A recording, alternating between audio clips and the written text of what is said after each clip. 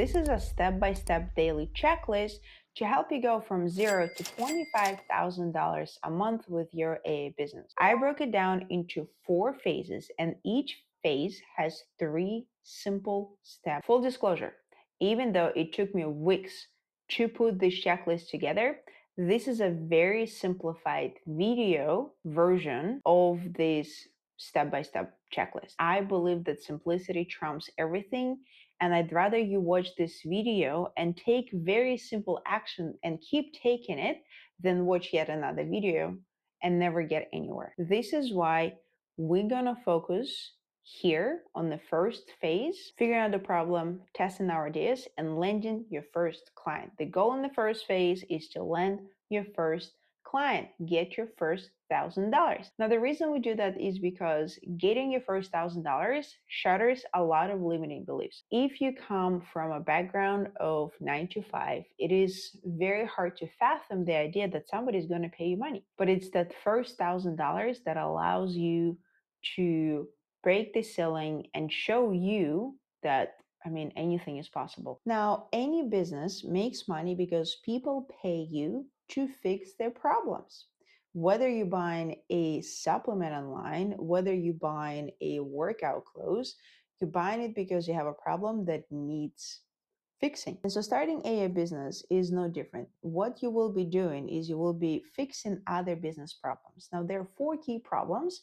Those are lead gen, lead conversion, time, and then money. So let's go over each of them. Lead gen is basically getting more people into businesses ecosystem or a pipeline. Lead conversion is taking those people and converting them into paid customers. Time is automating the time consuming tasks so that they can gain the time back and put it somewhere where they are much better at, right? That will allow them to generate more income. And money, which is the last key problem, is finding cost-effective solutions to improve their margins. So the first step here is identifying the problem. There are two ways that I love personally identify the problem and do so fast. The first one is direct ask. We're going to interview business owners. Don't fret, in the checklist, I'll show you exactly how to do it, but ultimately want to do it by asking 2 questions.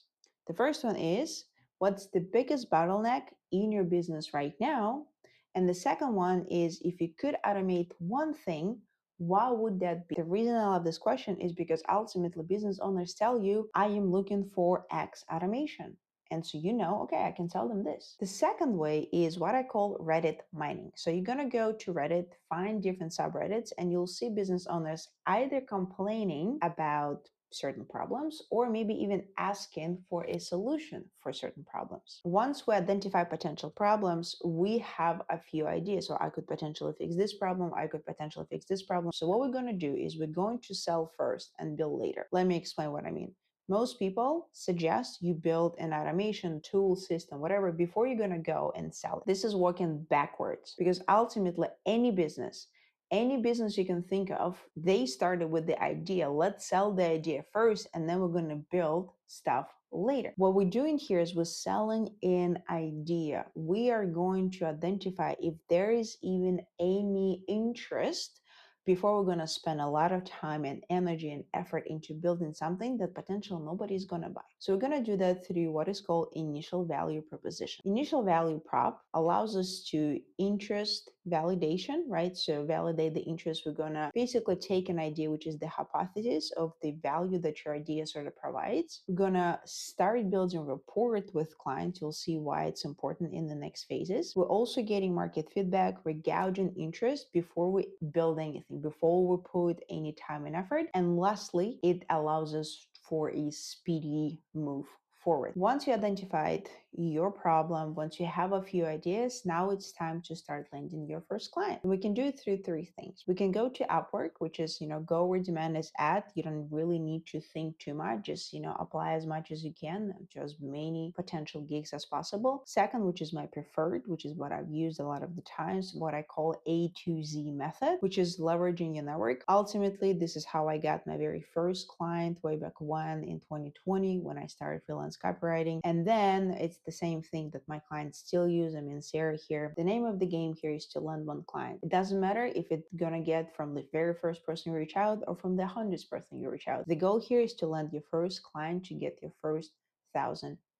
Now, the last way is what I call comms, which is basically communities. We're going to leverage Facebook and school communities where there are business owners. First thing that I want you to keep in mind is that personally, I like to go with what I call the interview method, where we're reaching out to communities or using the A to Z method, where I'm reaching out to somebody, a business owner, and say, hey, I'm launching this thing or I'm starting this thing where I'm helping businesses to do XYZ. And because you've been in business for so long, I would love to hear your opinion. Would you be willing to get on a chat with me? What it allows you to do is if somebody is having a problem and your solution for the problem, the idea of a solution is a fit, not only they're going to give you like how to sort of potentially, approach the potential customers, but they might be your first client. I personally like to use the interview method as well. The next steps once you land your first client are absolutely crucial because it's going to either make or break your A business. So pay close attention. There are two things that need to happen. We want to deliver them results the best way you can. It doesn't have to be like absolutely perfect, slightly better than they could have done otherwise. And then leverage, where we're gonna turn one win into three, and I'm gonna talk a bit more about it in phase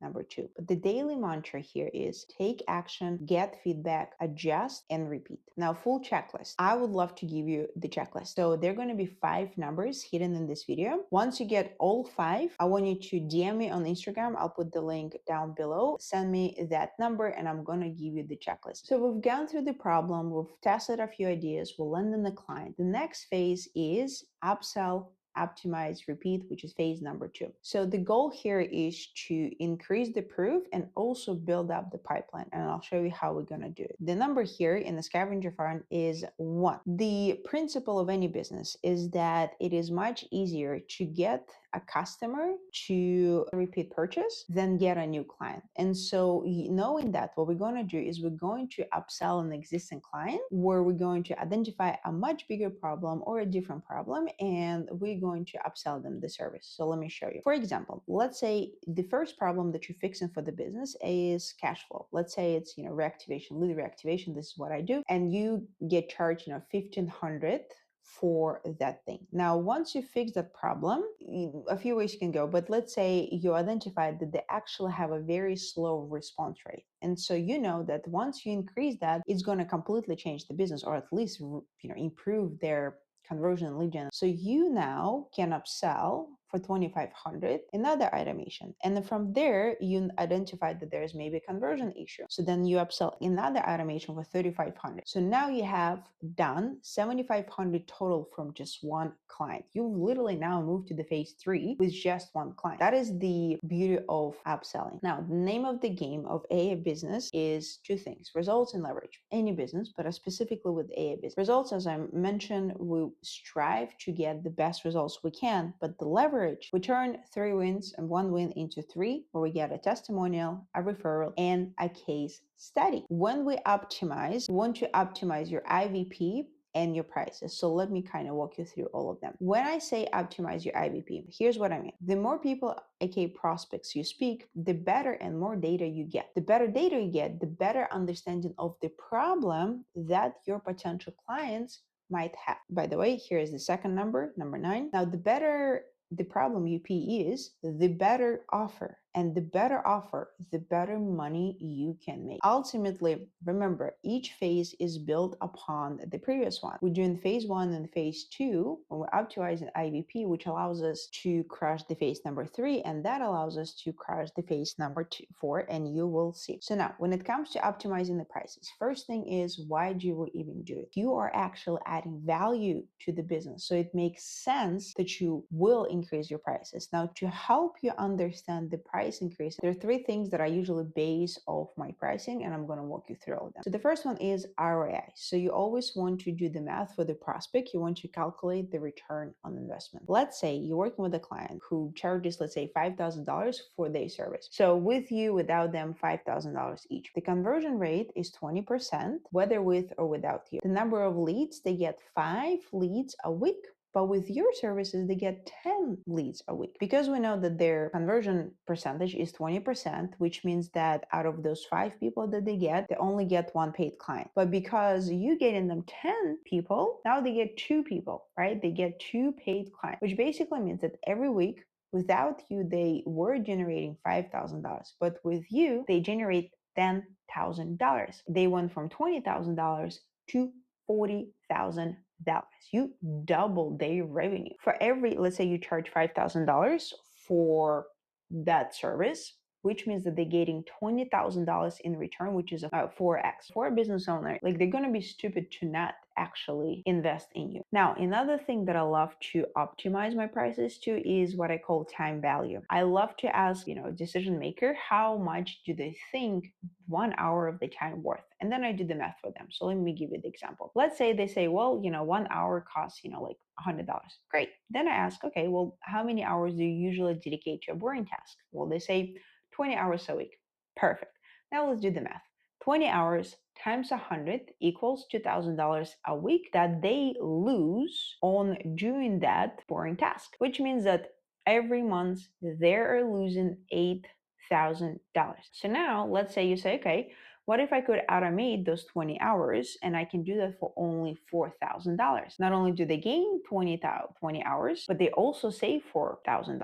And by the way, the number 3 on a scavenger hunt. And the last thing that I optimize my prices on and recommend you do as well is the money save. Either they save money or gain money due to improved margins. An example, as I just offered you, which is 20 hours automated $4,000. Not only they gain 20 hours, not only they save $4,000, but you do have to do the math for the clients. Sometimes they don't really realize it. When you show them the numbers, they actually see it. Now here in phase 2, the daily mantra is keep doing what's working. So we basically keep landing, keep repeating. Now we're ready to the phase number 3. And that phase is niche, offer, and skill. And yes, only here in phase 3, we're gonna go toward the niche. The goal here is to get ready to scale. So now we're gonna package like everything what we've done. We're gonna kind of like package it, massage it, and now we're gonna get ready to scale. Choosing the right niche. The reason I usually suggest to my students to leave the niche till you've made your first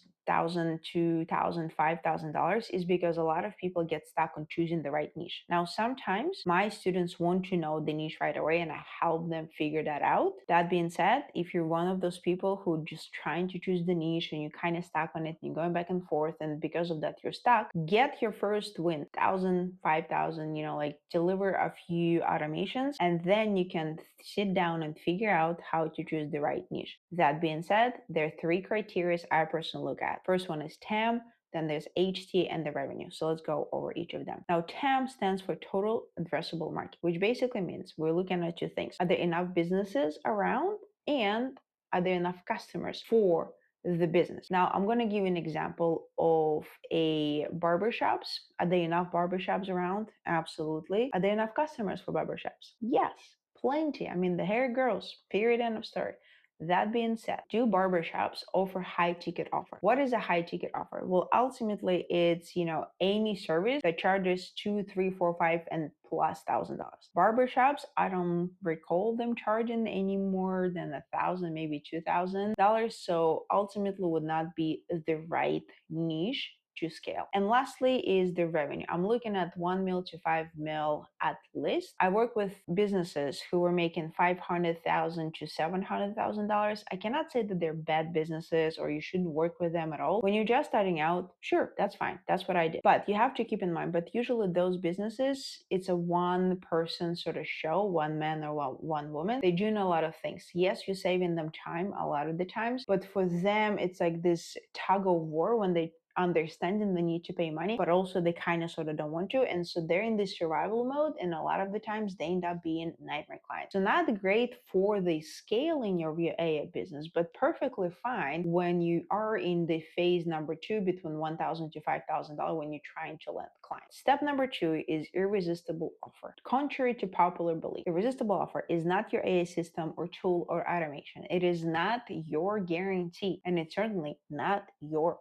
price. What is irresistible offer? In my mind, is a customer offer that delivers the outcome or gives the outcome, right? Or promises the outcome. When I look at the offer, I look at the three things. The first one is the CNF, which is basically clients need first approach. Every business that you know that is very successful, multi-billion dollar businesses are the ones that have this client needs first approach. Amazon is the same. This is actually where I got this idea from Jeff Bezos, trying to identify what is the need of a client before we try to sell them any solution. If there is a need, bleeding neck problem, they will be more likely to buy what you have to offer versus you trying to say, hey, buy my thing, buy my thing, buy my thing. The next thing is 80% system. What I mean is that what we're going to use to deliver result, the vehicle, the AI, is going to be systematized. There's going to be a little of customization, but ultimately, when we have systems, it allows us to be efficient and allows us to scale. And the last thing is we're going to do custom on the front end, which basically we are going to propose a custom offer based on the need. And this way, we're able to stand out. You're not a commodity. You're not selling another AI tool. You're not selling AI solution. What you're selling is the solution to the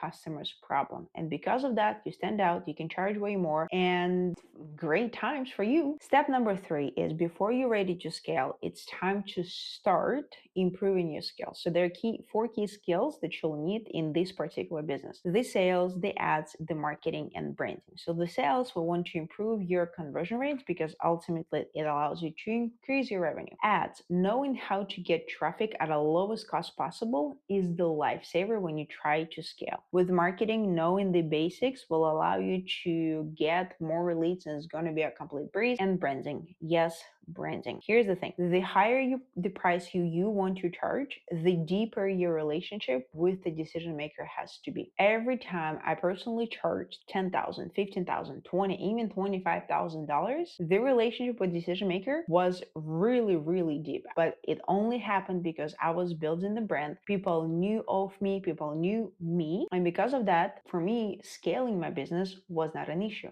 Does it take time? Yes, but you're building the business. Another thing we're going to do before we're going to move forward is we are going to change the pay structure. The reason for that is, as you can see, flat fee plus commission. The commission, I love commission because it is where you are splitting the risk. So the business owners love it because it's kind of like a safety net. It's not, the business owner is not taking 100% of the risk. They're only taking 50% and you're taking 50%. And in a world where doing 50-50 is not a good thing when it comes to business, when you're taking 50% of the risk and 50% of the client, is actually a very smart thing to do. Daily mantra here is sell custom fit solutions and use repeatable system to deliver. Now we've gone through 3 phases. We've done the groundwork. Now it's time to really play the big league. So let's go. Team, ads, and scale. The goal here is obviously exponential growth. The key to healthy scale is the team. We want to outsource and automate. We want to delegate the boring tasks, the inbox management, the client communication, Facebook ads management, and sale. The thing that AI allows us to do is automate most of these things. So it used to be that you would have to hire like 5 VAs to do multitude of things. Now you can hire 1 or 2 that do most of the things, right? So I usually say automate as much as you can, and what you cannot automate, then you're gonna delegate. The next thing is ads mastery. We need to start running ads. But because you have done the groundwork, you have the offer, you have the niche, you have the case studies, you can offer a guarantee, and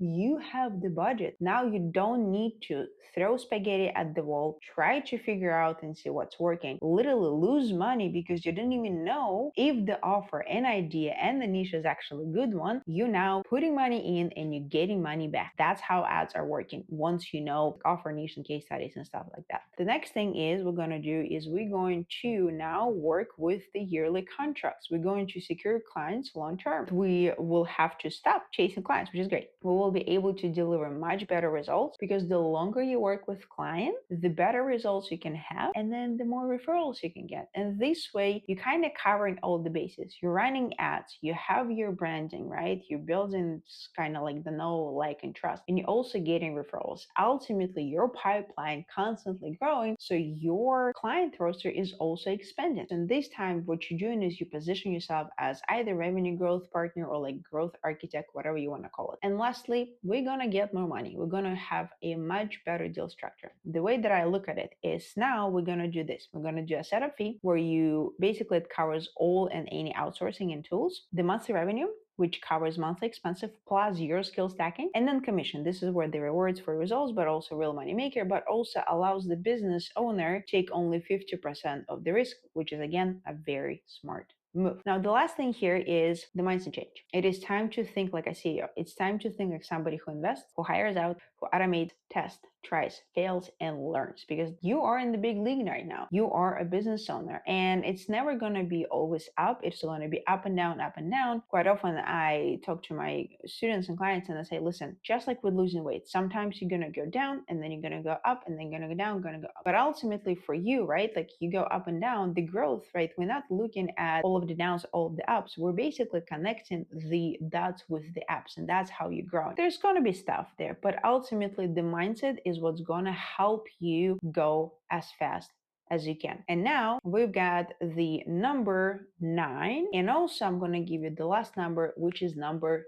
5. What you need to do if you want to get the checklist, DM me on Instagram, send the number 19895. And if you want to get your first 1,000 clients, you want to know how to do it as fast as possible, watch this video that I recorded for you, and I will see you in the next video.